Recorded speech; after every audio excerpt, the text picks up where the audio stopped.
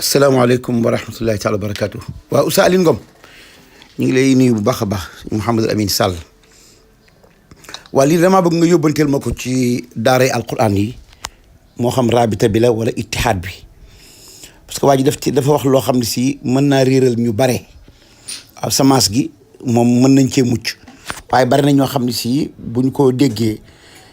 li mu wax fii dafa garaaw waaw. walaw duxila alayhim min aqtaariha thumma su'ilul fitnata déggul daal li mu wax déggul li mu wax nii. أقرأ هذه الكلمة يخطئ البعض فيقول لأتوها والصحيح هو لآتوها. xam nga lii mën naa sànq ñu bare parce que bu nee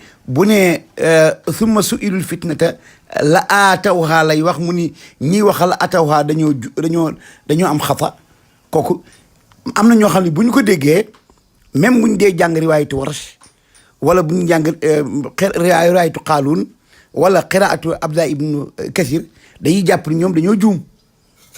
maanaam moom dafa waroon wax rek ni bu fekkoon ne ko xam la danaan ñu bare dañuy juum ci bu ñuy jàng qiraatu nangam wala riwaayatu nangam waaye lii mu wax nii la atawha bu dee imaamu Naafi ak Abdullah ibnu Kasir ñoom summa su'ilul fitnata la atawha la ñuy wax kon bu nee yuxti'ul Kasir ma ne moom mooy muxti bi parce que boo demee ca même bu dee ci saba Shaatibi dafa ni maqaamu li xafsin dumma wasaani amma fi duxaani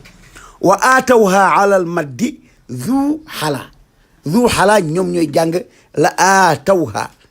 mooy Hamza Kisaa'i Aasim Abdullah ibn Amir Abu Amr al-Basri waaye imaamu Naafi ak Abdullah ibn Kasir thumma su'ilul fitnata la atawha lii mu naan yuxti'ul ba'd wala yuxti'ul kasir moom moo xamul lan mooy qiraat léegi nag damay bañ am na ñoo xam si mën nañoo dajeeg moom ci internet bi wala ñu yónnee leen vidéo bi ñu jàpp ni ñoom ñoo juum ñi doon jàng ci riwaayatu Warsh wala riwaayatu Qaaluun wala qiraatu Abdullah ibnu Kasir bi riwaayatayhi ñoom thumma su'ilul fitnata la atawha lii mbokk mi di wax naan xata la du xata sab'iya la maanaam Abdullah ibnu Kasir imaamu Naafi la atawha la ñuy jàng kon pour nga leeral ko nit ñi daal. أقرأ هذه الكلمة يخطئ البعض فيقول لأتوها. xam nga lii erreur la képp kuy jàng qiraatu Naafi wala nga jàng Abdullah ibnu Kasir summa su'ilul fitnata la atawha nga war a wax la atawha bii mu wax nag waa zu wila wala zu xalaa ñoom ñoo koy jàng